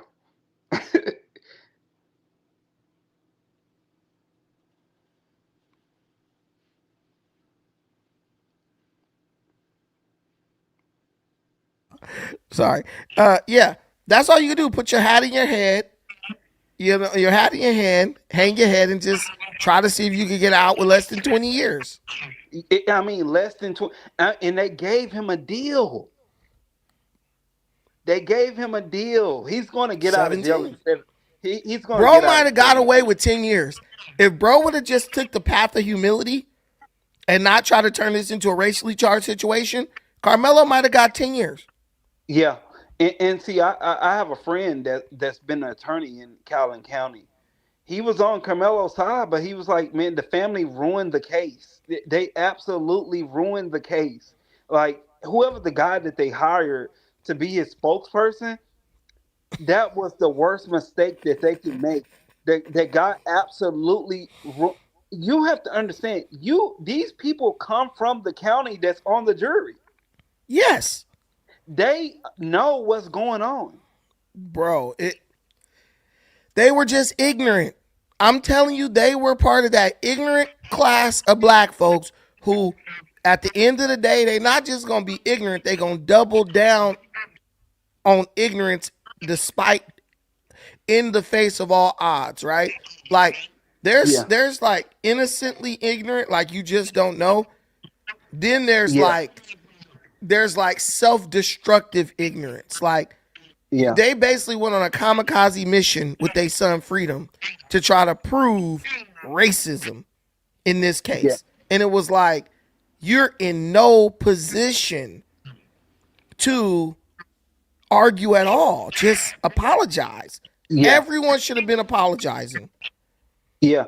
And also too, the county that he was in, they are known for giving people harsh sentences. But when you do that, it automatically should tell you I shouldn't go in with guns blazing here. Maybe a little bit of thinking and a little bit of pandering will have me better off. They should have paid that dad. When they kicked that dad out their press conference, it was over. And then when the daddy said, I was asked to leave the press conference, I left and I didn't stab nobody. That was to me, that was a mic drop right there. He said, I asked, I didn't stab nobody. I just left. Carmelo, I'm pro-black or whatever, but even Dennis Sperling, he said, hey, that wasn't self-defense. It's not. They were saying that he fell on the knife. They say he didn't poke him, but it doesn't matter. He stabbed, bro. He didn't fall. He stabbed, bro. Let me tell you something. What black people got to understand is this. Just because you want something to be true, that doesn't mean that it is true. And when you cling on to fantasy, you discredit yourself from that moment going forward. Carmelo did not stab this boy with no cleaning tool. No, he didn't. Y'all just steady lying, believing things that have already been proven to be untrue. Yeah. Yeah. Even if it was a cleat tool, you still knowingly used it as a weapon. It doesn't matter what you have. You can do an armed robbery with your finger in the bag. As long as it looks like a gun, it doesn't matter. You're still going to get the same amount of years. You know what I mean? So it don't matter if it's a cleat tool, if it's a 2x4, if it's a whatever. If you use it as a weapon, it's going to be treated as such. It's going to be still treated as murder. It doesn't matter it doesn't matter what the tool is. That's what people got to get out of their head. It's a difference between race and law. And if you defend Carmelo Anthony, if a black person got done the same way, that becomes established case law that they can use against your black son. People don't understand precedents. So Carmelo, yes, Carmelo black, he's going to jail. But a white person can turn around and do the same thing, and that it's going to establish the case law, and they can always pull that case law back up and use it against your black ass. You know what I mean? So no, if one thing happened like that and they defend it, then you have to understand that it's going to apply for black people too when injustices are done against black people. But what pisses me off is when people just say ignorant shit. Like, he was using, like Jason Beatrice, this is my guy. Cleat cleaning tool. This dude don't even know what a cleat cleaning tool look like. I only know because I was on the track team. I threw shot put and threw discus. Yes. But I knew because I saw people use it. He was using a cleat cleaning tool. Bro don't even know what a cleat cleaning tool look like. He's just saying that because that's what a bunch of other people saying. Yes. A cleat cleaning tool is not even a sharp object or a knife. It's not. Did you run track? This is a cleat cleaning tool. It's either a brush, like bristles on a brush, or these little rubber spikes. And you put your cleat on it and you rub your foot across it. You rub your foot across it, and that's what clean the dirt and stuff out of your cleats. Yeah. So do y'all still want to stick with this ignorance? It was a cleat cleaning tool. No, it wasn't. They got a cleat cleaning tool that's like you holding your hand, and so you put you know how we used to put the spikes in our cleats, and we had this little thing to turn it. It's the same thing. Bro, you think Nike is going to sell a damn over-the-counter sharp object for they can get sued for it? And what you talking about is like the cleat sharpener. No. They stopped making those cleat sharpeners. They just have a replacement now. So you just replacement. Go back. You go back and you can take the screws out of your cleats and replace them with another one. Yeah, like that. This is what you have. Yeah. A cleat remover. That is it. So y'all keep talking about cleat cleaning tools, cleat sharpeners, all this shit. Y'all when you say this, that make people look at you like you ignorant. Like they look at you like you a liar. Two, they look at you like you ignorant. There is no cleaning tool, sharpener, none of that you can use to stab somebody in the chest. It does not exist. No 3 inches. Hell no, not no 3 inches. That's what I'm saying. So this kills me. Black folks, you look, if you got to do mental gymnastics to try to convince yourself, you need to just sit this one out. And that's what I like about Stephen A. Smith, even though I don't like him sometimes. Bro, he not going to die on a dumb hill with you. Y'all want people to get on this mess. Oh, yeah, there was this little white girl. She was on TikTok. Goddamn near 1 million views.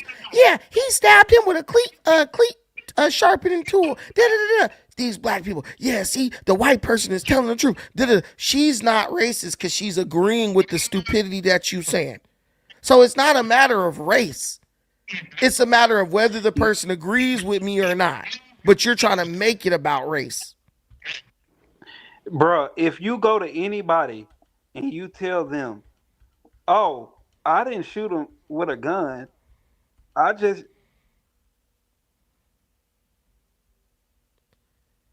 Did you freeze? His Mexican internet has failed him, folks. We're getting back to the show. Here we go. Let's see this. We won $5 super chat. You a-hole. This was my strip club money, you knucker. You don't need to be in that club, no way. You're going to end up like Carmelo in there. I was using my thong sharpening device. Man, people don't realize how ignorant they sound when they make that argument. Even though I love my brother laughing like socket, but I had to blast you out, dog. Daryl Ross is back in the building. Shout out to Daryl Ross. Good show. Thank you for the $5 holler. Guys, we had 2. Come on, kinfolk. We had 2. We got 3 more to go. We are at 2 of 5. We got 3 more to go. Hootie hoo! Y'all bless up the channel. Let's get to this. Stephen A. Smith comes out in strong condemnation of Carmelo Anthony. Stephen A. Smith ain't buck dancing today. He ain't buck dancing for the black delegation today. He decided he wanted to be honest this time. Let's do this. We're going to watch the whole front part of the video. I don't know what to do. I got 5 boys. I don't know what. I ain't got nothing to tell them no more. You can't walk away no more. Well, for starters, it's very simple. Don't bring a knife to a track meet. It's crazy because she's out here acting like her boys are in danger because a black man or child, whatever, about to be 18, was found guilty for stabbing a white kid through the heart and killing him. So he was found guilty on murder for stabbing Austin Metcalf through the heart and killing him at a track meet with a knife he was not supposed to have at that track meet. He's acting like, what is she supposed to do about her boys? Ma'am, the biggest threat to your boys is not white people. It's other black boys, other black men. Around 9. No, she is the biggest threat to her boys. Forget other black men. She is the biggest threat to her boys because she is ignorant. She's ignorant. And I saw other black women in comments on Facebook, and they were like, the one girl said, my son said, well, mama, why he bring a knife to the track meet? She gonna say she told her son, well, why wouldn't he bring it? White folks is racist and they trying to kill us. When you indoctrinate your kids with this type of stupid shit, whatever happened to them, that's your fault. Of 10 times a black man is murdered, he's murdered at the hands of another black person. Our criminal justice system is not out here targeting black people. She's overreacting to a situation that she does not need to be reacting to in this way. And it makes her look goofy, uneducated, ignorant, and stupid. I guess black parents need to teach their children about things like this because, yeah, you bring a knife to defend yourself, but now you're possibly going to jail for the rest of your life. He was not about to be beaten to death at that track meet, and there's no need for him to have a knife. But rather than acknowledging the uncomfortable truths and realities of the situation, we just want to claim and play victim. And what am I going to tell my boys now? Tell your boys to not bring knives to track meets. Tell your boys to hang around with good people, make good decisions, don't sell drugs, don't do drugs, don't hang out with gangbangers. For them to go become a productive member of society who consistently brings value. There are a lot of things that she could be telling her boys. Welcome to this latest edition of Straight Shooter with yours truly. Obviously, you have to be living under a rock to not know what that video is stemming from. It's stemming from a teen by the name of Carmelo Anthony being found guilty of first-degree murder in Texas and getting sentenced to 35 years in prison. And there's a lot of people raising holy hell about it because they think that the verdict is excruciatingly unfair. Carmelo Anthony is his name. He's 19 years of age. Was indicted on first-degree murder in a fatal stabbing of 17-year-old Austin Metcalf at a track meet in Frisco, Texas. This happened in April of 2025. Prosecutors called the stabbing senseless and plain and simple murder, while the defense argued that Anthony acted in self-defense. Following the announcement of the jury's sentencing of 35 years, Metcalf's parents spoke, and obviously people were in the uproar outside. And I'll get to all of that in a second outside the courthouse. To me, I've been very, very hesitant to comment on this because obviously all the facts, you want to make sure that you have all the facts in play and what have you. And upon reading about the facts, hearing what happened from witnesses, from what was they said, Carmelo Anthony told them what happened himself, and what information and what evidence was deduced, we're looking at the fact that he was sentenced to 35 years. What I'm getting tired of is folks coming to the situation a bit late. All of this noise that's being made about the verdict. How come the noise wasn't made from open and tap to make sure proper representation was provided? So therefore, we couldn't be sitting back after a sentencing of 35 years in prison was handed down, looking to correct the error of the court's ways in your mind. Let me state for the record and get this out the way right now. I am not happy that Carmelo Anthony got sentenced to 35 years. I'm happy he got sentenced to 35 years because I'm just not going to pander. Like, I don't want my kid going to school with a kid like Carmelo Anthony. If I have a son and I send my son to school and my son operate like every other little boy on earth, getting a heated exchange, arguing, pushing and shoving and roughhousing, I don't want some little jerk thinking it's okay to pull out a knife and stab my son in the heart. Like I keep saying, it had nothing to do with race. They used to have this saying, boys will be boys.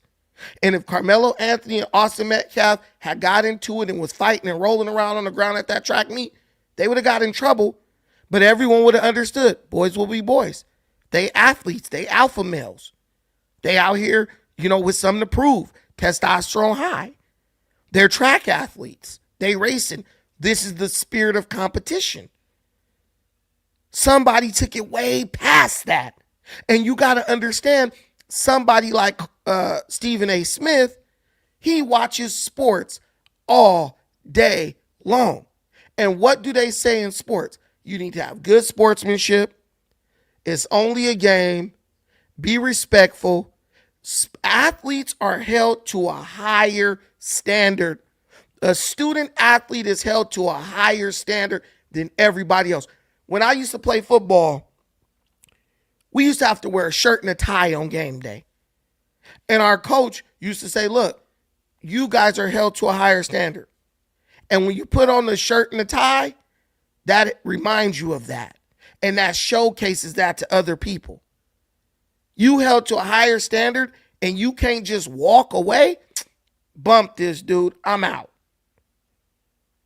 Forget y'all. Y'all can have a seat, bro. I'm out.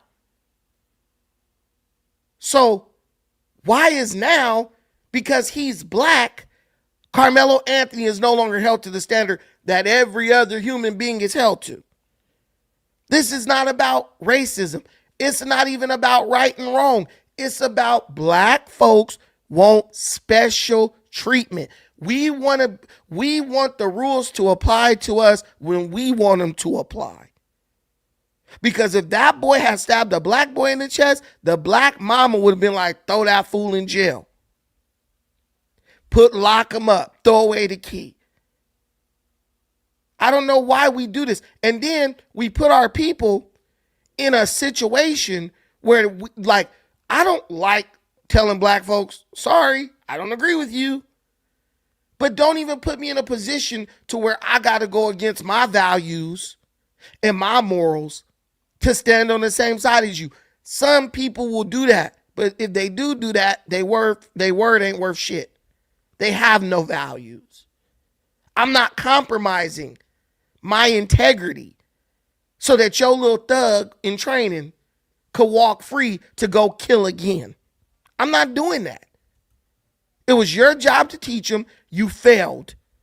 Now you want me to compromise my reputation, my values, and my morals to make you feel better.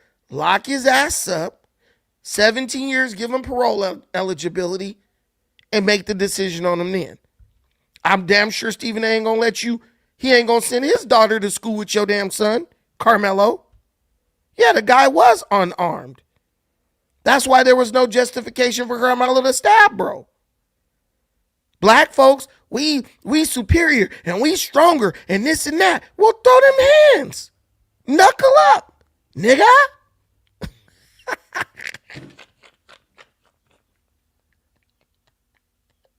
It's very rare that I crack myself up, but that was one of the times. Knuckle up, man. You always talk about we run faster, and we got a piece of thigh meat in our thigh that make us. Well, then use it to be a man and walk away. I'm telling y'all, I don't care who you are.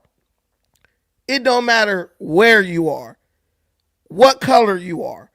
If you are in somebody else's team area, hell, if you have somebody else section at the club and they ask you to leave, do not stand up and be like, you ain't security, nigga. How you gonna tell me to leave? Just walk away. All right, man, no offense. You know what I'm saying? No hard feelings. I'm out. I'll see y'all on the flip side. It doesn't take anything away from you as a human being. It doesn't take anything away from you as a human being. But see, one thing black folks do, there's this saying, comparison is the root of all suffering. And that's why black people as a community, we are in a state of suffering. Because we always trying to compare what we do to what someone else do or don't do. I got people in the comments, well, Rittenhouse, when you see the video of Rittenhouse, Rittenhouse was running for his life. Rittenhouse was running for his life. He wasn't standing his ground. He was running for his life. And they tried to kill him. One person had a gun. Another person tried to bash him over the head with a skateboard. And he defended himself. Carmelo was asked to leave. He pulled out a knife and stabbed someone in the chest. It's not even the same. Nowhere near the same. You have to be dumb to even bring that up as an example and try to compare it to what happened with Carmelo Anthony. It doesn't even compare. Nobody jumped Melo. No one tried to kill him. You're just hanging on to that because you don't want to accept. This is a coping mechanism. And normal people are not going to agree with you, whether they're black, white, blue, or green. Normal people are not going to join you in your delusion. We have kids to raise. And there's a word that many people may have heard but do not understand. That is a word called precedent. Alarm's going. Oh, sorry. That is a word called precedent, right? Let me show y'all this.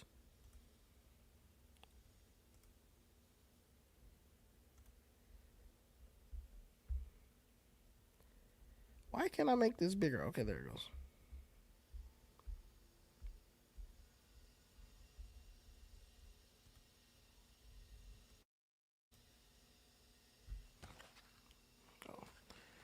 But that is a word called precedent. So look, what is precedent?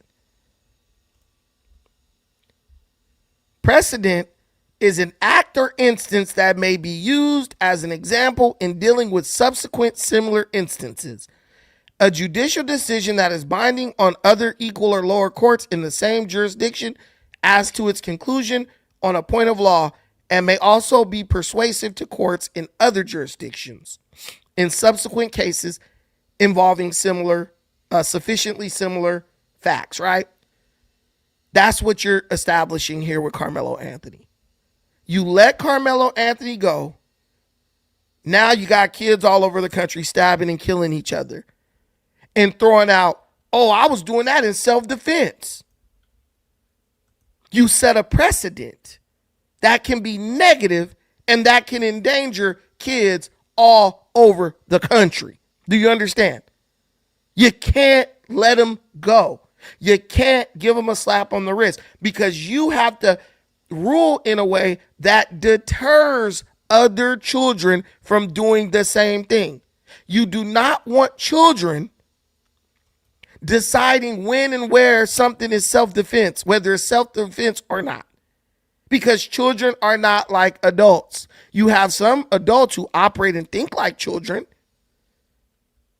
but children are very immature. Children are very reactionary. Children overreact. And they overreact even more if their parents are overreactors. You cannot let this boy go. You will have people getting shot at school, stabbed in the chest at school, all types of stuff. And they'll be saying, well, I did it in self-defense like that kid Carmelo did.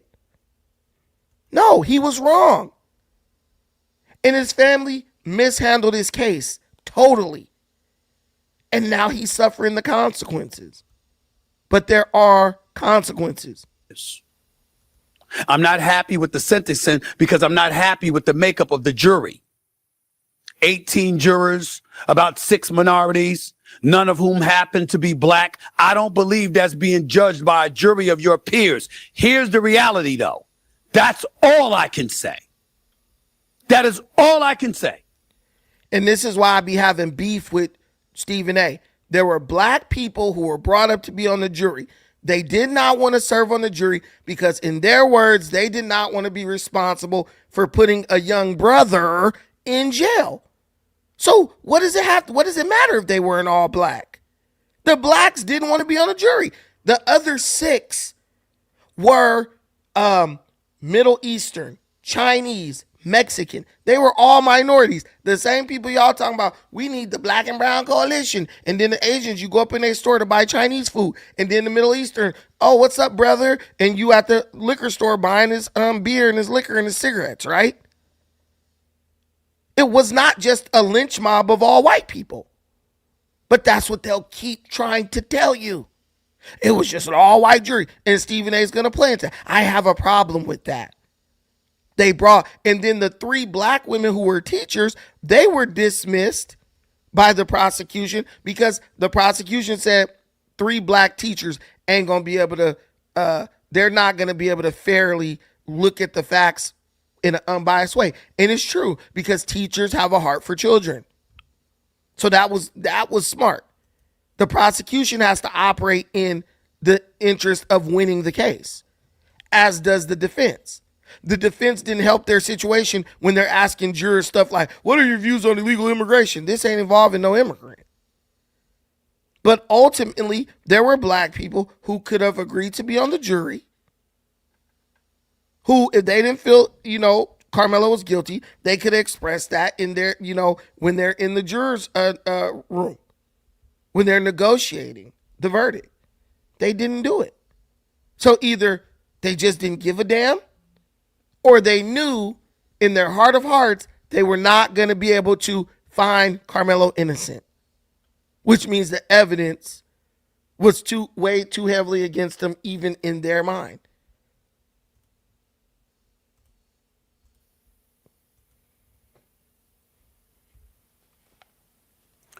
Carmelo Anthony murdered Austin Metcalf. There is no other way to slice it. How else do you explain, or can you explain He murdered him. You at a track meet, appearing in a visitor's tent. Austin Metcalf and his brother, according to reports, come over to you asking you to leave because you're sitting under their tent. An argument ensues. Folks have said it spanned more than 5-6 minutes. Others said it went as long as 15. A two-hand shove is believed to have happened by one witness. Another witness said it was a one-hand shove.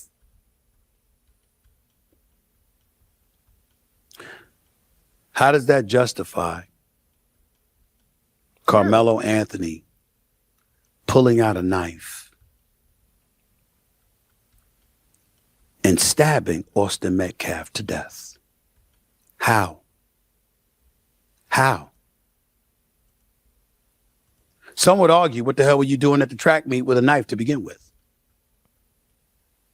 Others would argue, it wasn't like you were in fear for your life. There were witnesses around. There were people around. At worst, they might have expected fisticuffs, if that. A matter of fact, one witness was quoted as hearing Austin Metcalf said, I don't want to fight you. I don't want to fight you. But Carmelo Anthony saying, touch me, put your hands on me, and watch what happens. And multiple witnesses said that. And the specific words were, bro, I'm not going to fight you at a track meet. And I could just hear a white person saying that. I'm sorry. It's something in my mind, you know, call me Steven, call me Ruckus, but I could just hear a white dude saying it, especially an athlete who has many scholarship offers. He's clearly captain of the team. Why would you? And I'm looking at Carmelo, and I'm like, Carmelo, you are also an athlete. You should have the same exact mindset. Why would I fight this dude at a track meet? Like I said, as an athlete, you are held to a higher standard. Therefore, your thought process has to be at a higher standard than the average thug walking around the school. But it won't be if you're trying to be a thug. If you're on the thug life trajectory, you're consuming thugged out music and consuming thugged out content on the internet, and you from Baton Rouge, Louisiana, and you in Frisco, Texas with all these crackers, and you got a point to prove. And you're living in a house with that crazy, bug-eyed fool with them glasses. Yeah, you walking around ready to do something crazy, trying to prove a point. That's why when bro was up on you, you go in the backpack, clutch the knife, and say, touch me and see what happened. Man, walk your ass to your side of the damn track. That's what should happen. Red Ben. I'm Asian with a half black daughter. The mom and I are cool, but I have heated arguments over the topic with other members of her family. Any advice? Just don't argue with them. They ignorant as hell. The one you got to deal with is the one you had a baby with. The rest of these fools is acting ignorant. Leave it at that. Bet you they don't argue with you when they trying to borrow money from you and shit. Hey, Ben, things been a little slow down at the job, and I was wondering if you could loan us $40. You know, like, you can't argue with everybody. You know, what I would say to them is this. Look, I'm Asian. Look at how we're doing in this country versus how your people are doing in this country. I think you might want to take my view on this one. They can't argue with that. What can black people argue with other races of people about in America? All we care about is racism and complaining. I'm not going to argue with an Asian on how to make a successful business. Shit, they're nowhere near our population in America, but got way more successful businesses than we do. They're not the one to argue with. I see their businesses all over my neighborhood. It ain't the reverse of that. Why would I argue with them? They clearly got an understanding on how to run business. You go to jail Asians are the lowest population in jail. They clearly understand how to stay out of jail better than anybody else. I'm going to defer to them on that one. Now, if you talking about making some neck bones or some shit or some mac and cheese baked or some yams, yeah, I'm going to defer to the black folks. They make the best food as far as soul food. I want to learn how to dunk a damn basketball. I'm going to go talk to the black people. They good at that, right? But on average, I'm going to defer to the Asian on matters of criminality and how to stay out of jail. So to me, it ain't even an argument that can be had, but they don't realize that. I do. Let's finish this up. A witness, not a witness to the actual stabbing, but they canceled you? That's because you was being mean to me. Take your stinking ass in the room. Go ahead. God got you. God don't like ugly. God don't like. That's okay. You didn't get paid the full amount, though. God don't like ugly. Go on. God don't like ugly. Somebody who was in attendance in the immediate aftermath of the stabbing. Sorry. I didn't have my mic muted. Reportedly, according to testimony, sworn testimony, on the stand said they went to Carmelo Anthony, who had jogged away from the area of the incident. They walked up to him and they said, "What happened?" He said he put his hands on me, as in Austin Metcalf. He put his hands on me, so I stabbed him. That's not justification for killing someone. Listen, that's what people don't want to understand. Carmelo Anthony admitted to killing bro. Carmelo Anthony told the police what he did and why he did it. That right there, open and shut case, this is where you start apologizing. This is where you start talking about, can I help you with the funeral arrangements? This is where you say we need to all come together, hold hands and pray. This is where the black community could come out in numbers and show support to these white folks and just show them, hey, this is a tragic accident. Nah, we double down on racism. Carmelo, why did you stab him? Oh, no. Here's Carmelo. Carmelo didn't say, I stabbed him because 10 of them was jumping on me. And black folks, we could tell a story. We'll act that bit out for you if you want us to, right? That's us. That's what we do. We're very good storytellers. We will act out every part of a story for you. Carmelo didn't say, right? Yeah, I stabbed him because him and his brother and 2 other big ass dudes was jumping on me, man. And they had me pinned down and they was stomping on my neck. He didn't say, I feared for my life. He didn't say that. He said, I did it. And I did it why? Because he, one singular, he put his hands on me. He didn't say he punched me. He didn't say he slapped me across my face. He didn't say he poked me in my eyes, water boy style. None of that. He put his hands on me. Now, let me ask you this question.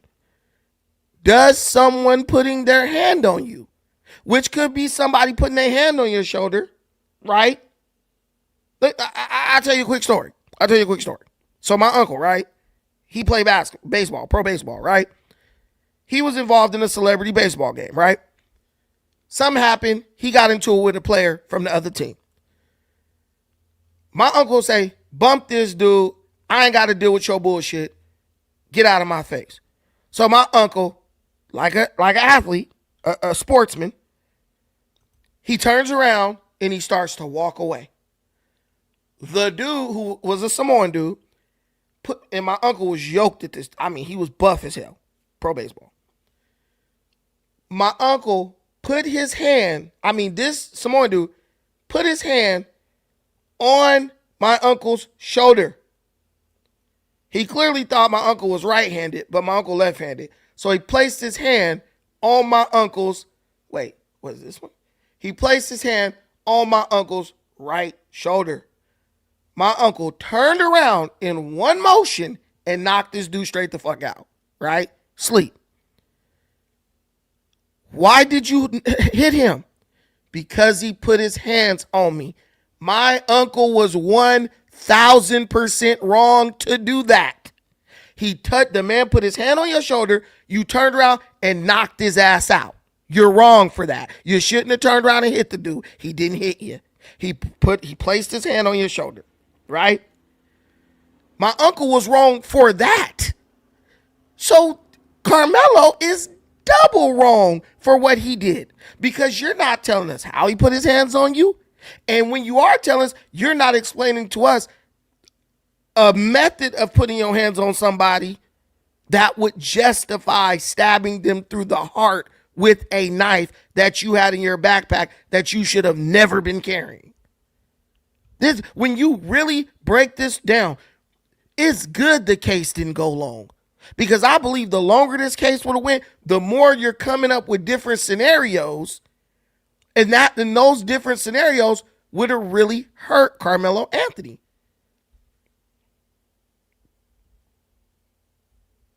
Those scenarios would have really hurt Carmelo Anthony more, to where bro might have got the whole 99 years.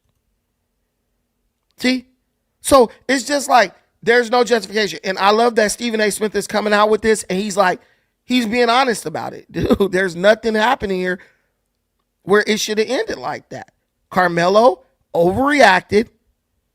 He was tripping, right? And he killed bro. And I would like to know if they drug tested this boy. I want to know, did they drug test Carmelo Anthony? I would give anything to be able to say something definitively in Carmelo Anthony's defense. If there was a shred of innocence to the incident itself, I would say so. I don't want to see another black young man going to jail. But I don't give a damn what your race. I don't give a damn about what your race, your ethnicity is. Just because you're white and young doesn't mean you deserve to be murdered. And just because you're black and young with challenges that black folks face every single day doesn't give you a license to murder someone. And what challenges did Carmelo Anthony really have? Bro was black, growing up in an affluent part of Texas. His family, mom and daddy, was making over $100,000 a year. You don't move to Frisco, Texas, and you're broke. You definitely don't move there from Louisiana and you're broke. What challenges? There was nothing. This boy was driving around, they said, in a Mercedes. They said this dude had a Mercedes. This is before this incident occurred. Come on, bro. Bro was not facing nothing. This was an entitled little young punk who did something that he thought was going to make him out to be a tough guy, and it ended up costing him 35 years of his life. That's what happened. Now, I know there's some people out there that's going to look at this, and there's a lot of thoughts that's going to come to their mind. There's a lot of people that are in an uproar right now. Of course, when you talk about Frisco, Texas, you talk about stuff in the Dallas area, anybody with an incident like this is going to want to hear from Representative Jasmine Crockett. Obviously, she had a lot to say about this, and there are others who responded to what she had to say. Take a listen. This wasn't someone who said, hey, let me stab you 5, 6, 7 times. And so when you're looking at the punishment range, there's a reason in Texas that it goes from 5 to 99 or life, because you are looking at how intentional, like how bad was this? 35 years for a kid who had decided to go under a tent that was not his team's tent as it was raining. The fact that there was little to no mercy seen or humanity seen when this black boy said that I was scared, or the fact that honestly anybody else who did something with such a small object, all I know is that it wasn't considered unlawful carrying of a weapon because the blade was not long enough. This lady, bro, like this woman, bro, how intentional was he? Let me go slap her. Let her get in an argument with her boyfriend, and he slap her across her damn face. She'll be saying she want him to get the death penalty. I've seen women try to wash a man all the way up the river for a slap. Not even a punch. If this was a white guy who killed a black guy, would she be saying the same thing? No. No, she wouldn't. Because Jasmine Crockett is the epitome of what it is to be an ignorant black soul. That is why so many ignorant black souls identify with her. The Bible says the spirit bears witness. The spirit of the ignorance among the black race bear witness and identify with this ignorant wig wearing heifer. Therefore, she will always have their support. And they will always have her support. But the world is tired of that. America is tired of that. And you will be just like Jasmine Crockett if you walk around and carry yourself and think like her. She just lost her seat in Congress because her own party decided whatever her mindset and her thought process was not conducive to victory on the big stage. So if you agree with her, I'm not telling you you cannot agree with Jasmine Ratchet. I'm not telling you that, right?